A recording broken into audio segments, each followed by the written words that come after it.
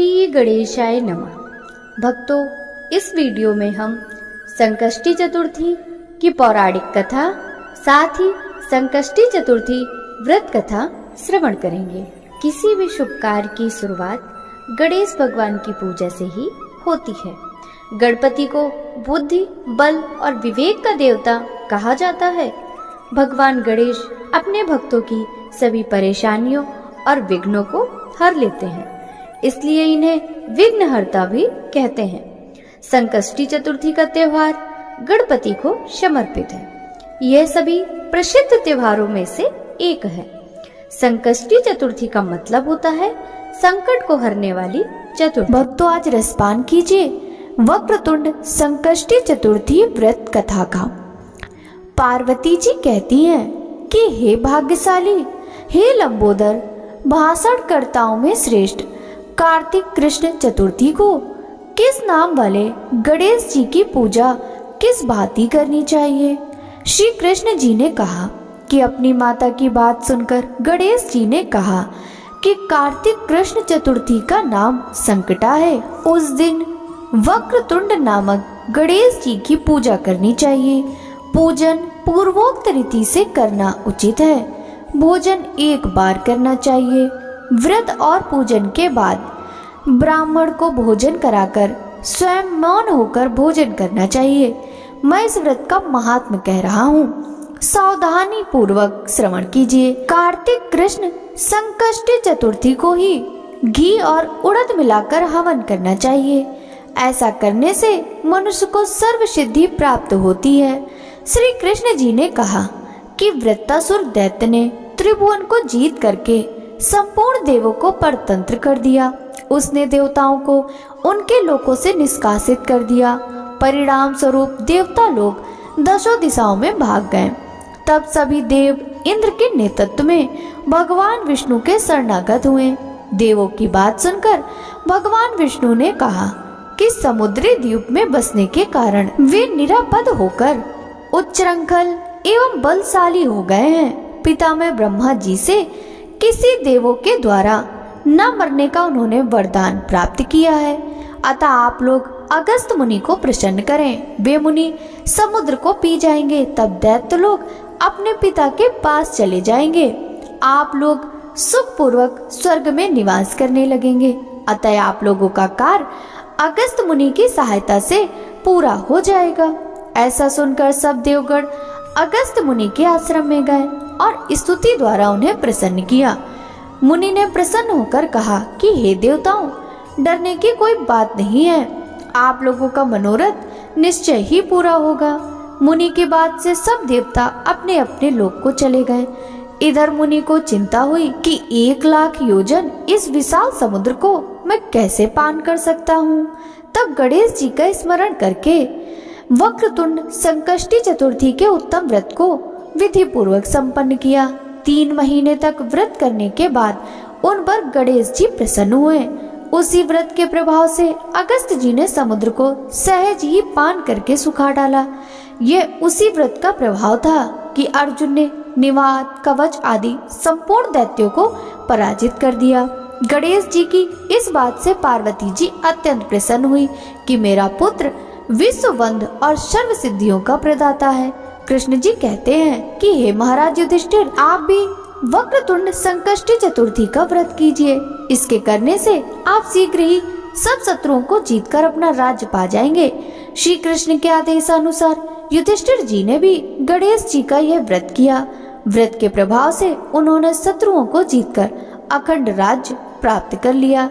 केवल कथा श्रवण करने से ही हजारों अश्वमेध और सैकड़ों वाजपेय यज्ञ का फल प्राप्त होता है। साथ ही पुत्र पौत्र आदि की भी वृद्धि होती है। बोलिए गणेश भगवान की जय। एक बार माता पार्वती और भगवान शिव नदी के पास बैठे हुए थे। तभी माता पार्वती ने चौपड़ खेलने की इच्छा जाहिर की। समस्या इस बात की थी कि वहां उन दोनों के अलावा तीसरा कोई नहीं था खेल का निर्णय बता सके। समस्या को देखते हुए शिव और पार्वती ने मिलकर एक मिट्टी की मूर्ति बनाई और उसमें जान डाल दी। दोनों ने मिट्टी से बने बालक को खेल को अच्छी तरह से देखने का आदेश दिया ताकि यह फैसला आसानी से लिया जा सके कि कौन जीता और कौन हारा। खेल शुरू हुआ जिसमें माता पार्वती बार बार विजयी हो रही थी। खेल का दौर लगातार चल रहा था, लेकिन एक बार गलती से बालक ने माता पार्वती को हारा हुआ घोषित कर दिया। बालक की इस गलती ने माता पार्वती को बहुत क्रोध दिलाया और उन्होंने गुस्से में आकर बालक को लंगड़ा होने का श्राप दे दिया। बालक ने अपनी भूल के लिए माता से बहुत क्षमा मांगी। बालक के बार बार निवेदन करने से माता का दिल पिघल गया। माँ पार्वती ने कहा कि मेरा श्राप वापस तो नहीं हो सकता, लेकिन एक उपाय अपनाकर वह श्राप से मुक्ति पा सकेगा।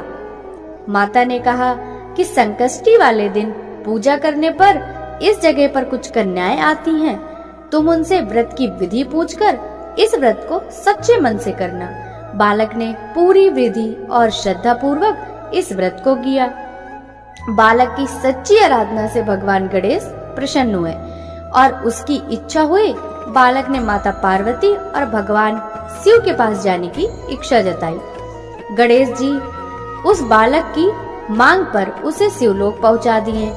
जब वहां पहुंचा तो वहां उसे केवल भगवान शिव ही मिले, क्योंकि माता पार्वती भगवान शिव से नाराज होकर उन्हें कैलाश छोड़कर ही चली गई। शिव ने उस समय बालक से पूछा वो यहाँ तक कैसे आया। जब उसने शिव जी को बताया कि गणेश जी की पूजा से उसे यह वरदान प्राप्त हुआ है।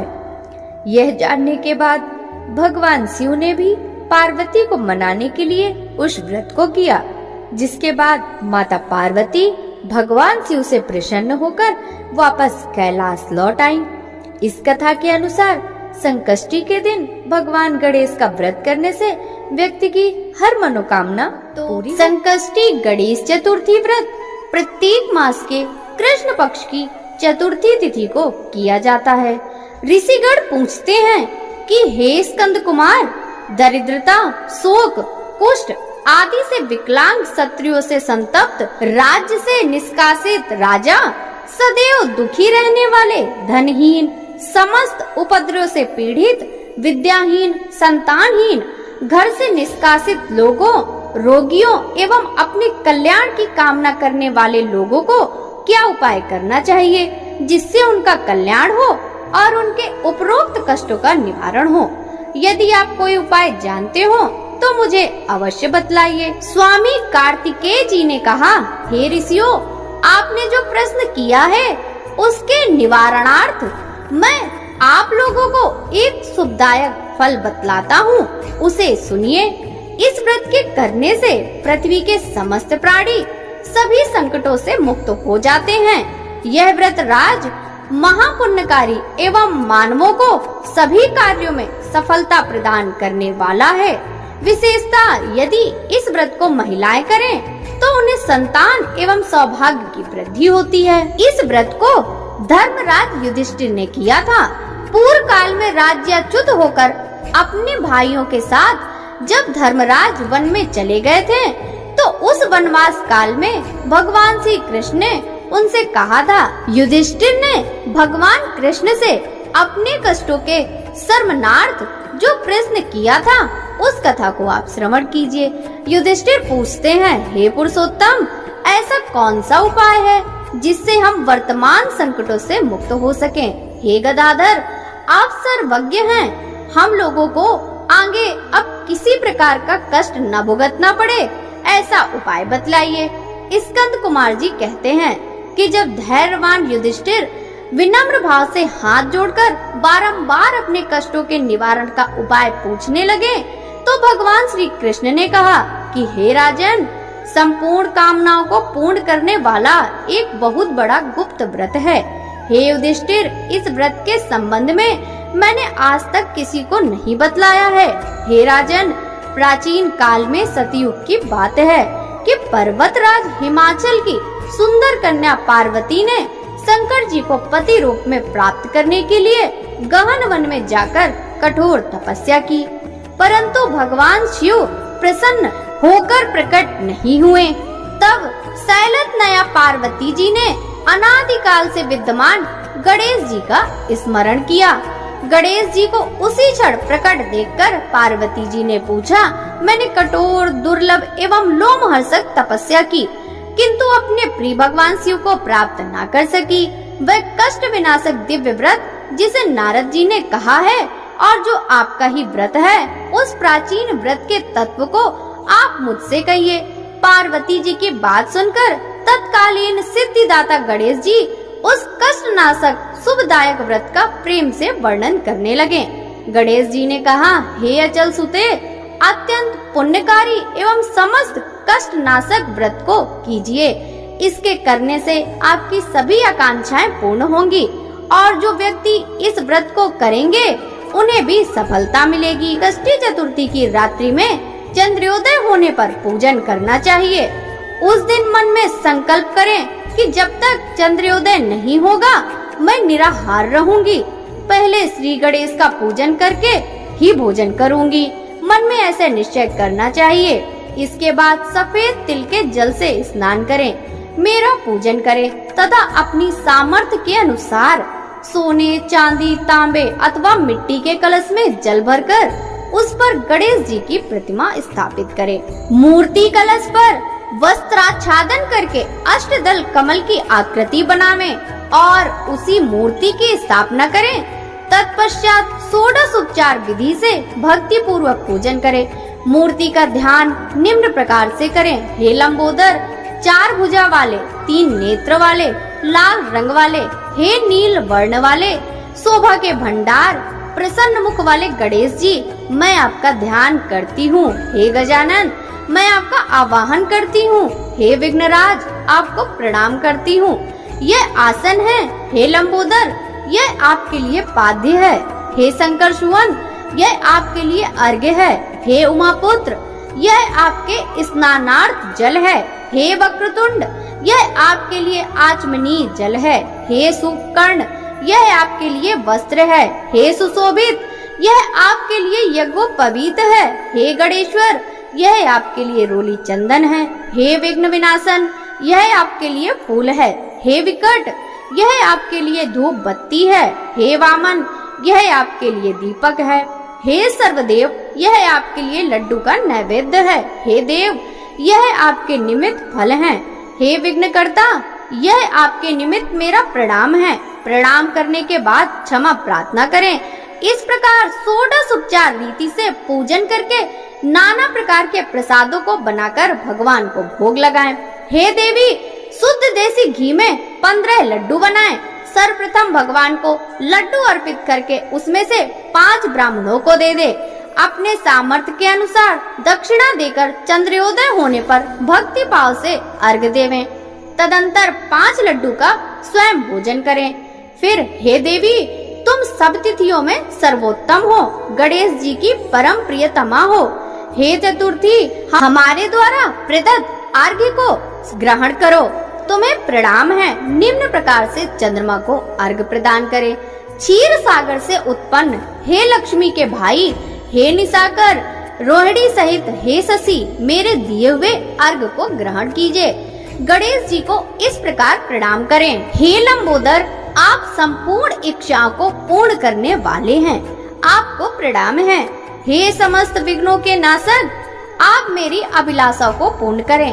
तत्पश्चात ब्राह्मण की प्रार्थना करें। हे दिव्यराज, आपको नमस्कार है। आप साक्षात देव स्वरूप हैं। गणेश जी की प्रसन्नता के लिए हम आपको लड्डू समर्पित कर रहे हैं। आप हम दोनों का उद्धार करने के लिए दक्षिणा सहित इन 5 लड्डुओं को स्वीकार करें। हम आपको नमस्कार करते हैं। इसके बाद ब्राह्मण भोजन कराकर श्री गणेश जी से प्रार्थना करें। यदि इन सब कार्यों के करने की शक्ति ना हो तो अपने भाई बंधुओं के साथ दही एवं पूजन में निवेदित पदार्थ का भोजन करें। प्रार्थना करके प्रतिमा का विसर्जन करें और अपने गुरु को अन्न, वस्त्र आदि एवं दक्षिणा के साथ मूर्ति दे देवें। इस प्रकार से विसर्जन करें। हे देवों में श्रेष्ठ गणेश जी, आप अपने स्थान को प्रस्थान कीजिए एवं इस व्रत पूजा के फल को दीजिए। हे सुमुखी, इस प्रकार जीवन भर गणेश चतुर्थी का व्रत करना चाहिए। यदि जन्म भर ना कर सके तो 21 वर्ष तक अवश्य ही करें। यदि इतना करना भी संभव ना हो तो 1 वर्ष तक 12 महीना के व्रत अवश्य करें। यदि इतना करना भी संभव ना हो सके तो वर्ष के 1 मास को अवश्य ही व्रत करें और श्रावण चतुर्थी को व्रत का उद्यापन करें। बोलिए श्री गणपति महाराज की जय। संकष्टी चतुर्थी की दूसरी कथा श्रवण करेंगे। द्वापर युग में महिष्मती नगरी का महिजित राजा, वह बड़ा ही पुण्यशील और प्रतापी राजा था। वह अपनी प्रजा का पालन पुत्रवत करता था, किंतु संतान विहीन होने के कारण उसे राजमहल का वैभव अच्छा नहीं लगता था। वेदों में निसंतान का जीवन व्यर्थ माना गया है। यदि संतान विहीन व्यक्ति अपने पितरों को जल दान देता है तो उसके पितृगण उस जल को गर्म जल के रूप में ग्रहण करते हैं। इसी उपापों में राजा का बहुत समय व्यतीत हो गया। उन्होंने पुत्र प्राप्ति के लिए बहुत से दान, यज्ञ आदि कार्य किए, फिर भी राजा को पुत्रोत्पत्ति नहीं हुई। जवानी ढल गई, बुढ़ापा आ गया, किंतु वंश वृद्धि न हुई। तदंतर राजा ने विद्वान ब्राह्मणों और प्रजाजनों से इस संदर्भ में परामर्श किया। राजा ने कहा कि हे ब्राह्मणों तथा प्रजाजनों, हम तो संतानहीन हो गए, अब मेरी क्या गति होगी? मैंने जीवन में तो किंचित भी पाप कर्म नहीं किया। मैंने कभी अत्याचार द्वारा धन संग्रह नहीं किया। मैंने तो सदैव प्रजा का पुत्रवत पालन किया और धर्माचरण द्वारा ही पृथ्वी पर शासन किया। मैंने चोर डाकुओं को दंडित किया, इष्ट मित्रों के भोजन की व्यवस्था की, गौ ब्राह्मणों का हित चिंतन करते हुए शिष्ट पुरुषों का आदर सत्कार किया। फिर भी मुझे अब तक पुत्र न होने का क्या कारण है? विद्वान ब्राह्मणों ने कहा, हे महाराज, हम लोग वैसा ही प्रयत्न करेंगे जिससे आपके वंश की वृद्धि हो। इस प्रकार कहकर सब लोग युक्ति सोचने लगे। सारी प्रजा राजा के मनोरथ की सिद्धि के लिए ब्राह्मणों के साथ वन में चली गई। वन में उन लोगों को एक श्रेष्ठ मुनि के दर्शन हुए। वे मुनिराज निराहार रहकर तपस्या में लीन थे। ब्रह्मा जी के समान वे आत्मजित, क्रोधजित तथा सनातन पुरुष थे। संपूर्ण वेद विशारद एवं अनेक ब्रह्म ज्ञान संपन्न वे महात्मा थे। उनका निर्मल नाम लोमस ऋषि था। प्रत्येक कल्पांत में उनके एक एक रोम पतित होते थे, इसलिए उनका नाम लोमस ऋषि पड़ गया।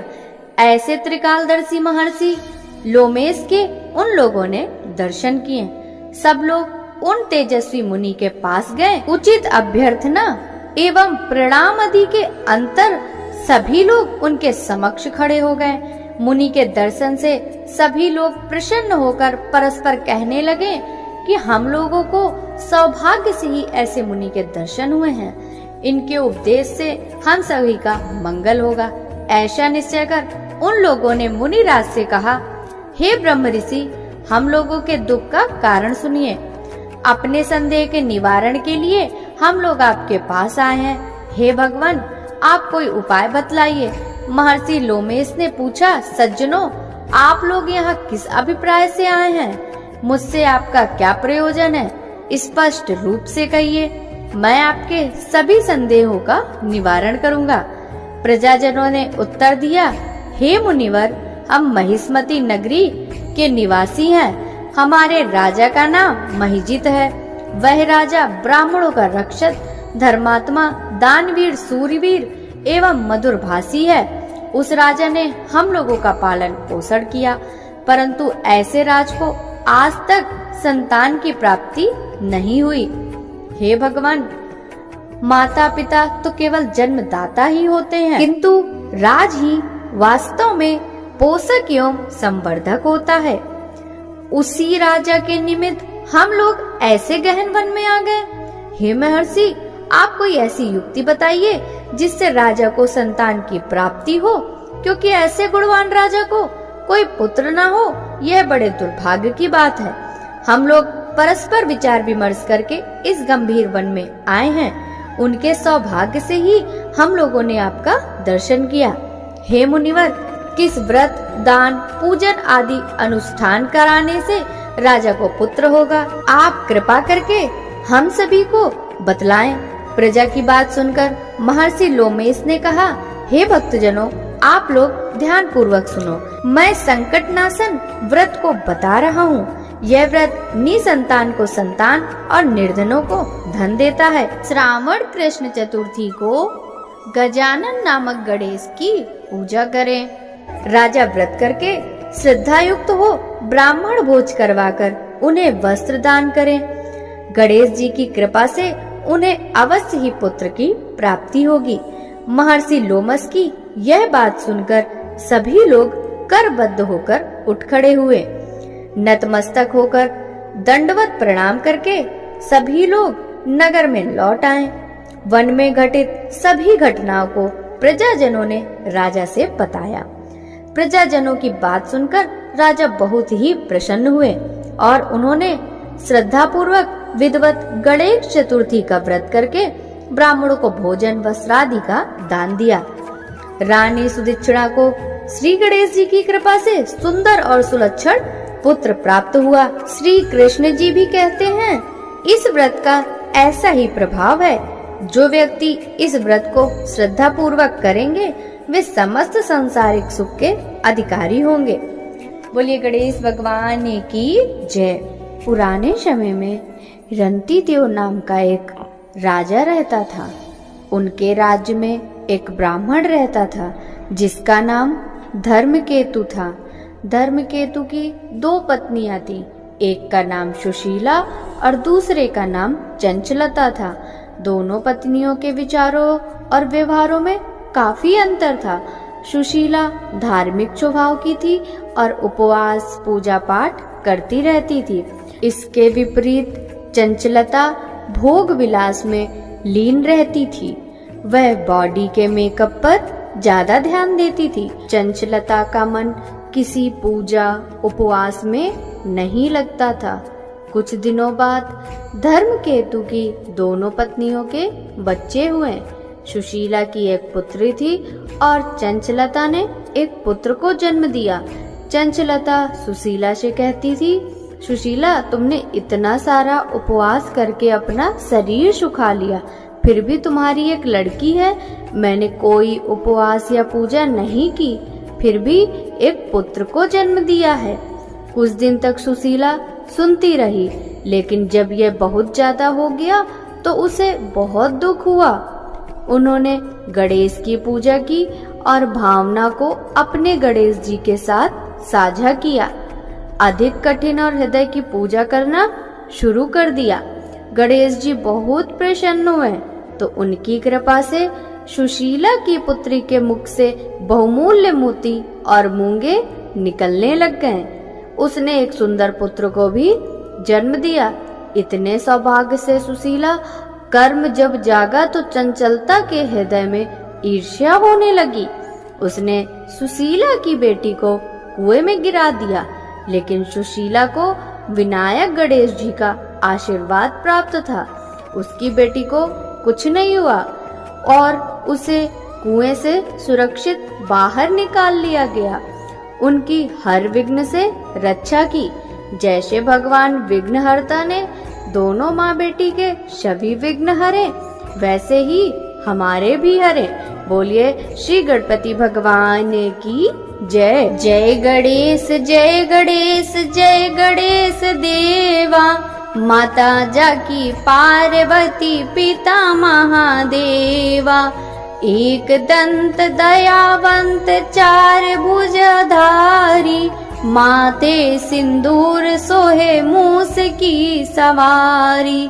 जय गणेश जय गणेश जय गणेश देवा। माता जाकी पार्वती पिता महादेवा। पान चढ़े फल चढ़े और चढ़े मेवा। लड्डून का भोग लगे संत करे सेवा। जय गणेश जय गणेश जय गणेश देवा। माता जाकी पार्वती पिता महादेवा। अंधन को आँख देत कोढ़िन को काया, बांझन को पुत्र देत निर्धन को माया। जय गणेश जय गणेश जय गणेश देवा, माता जकी पार्वती पिता महादेवा। सूर्य श्याम शरण आए सफल कीज सेवा, माता जकी पार्वती पिता महादेवा। जय गणेश जय गणेश जय गणेश देवा, माता जकी पार्वती पिता महादेवा। दीनन की लाज रखो शंभु सुतकारी, कामना को पूर्ण करो जाओ बलिहारी।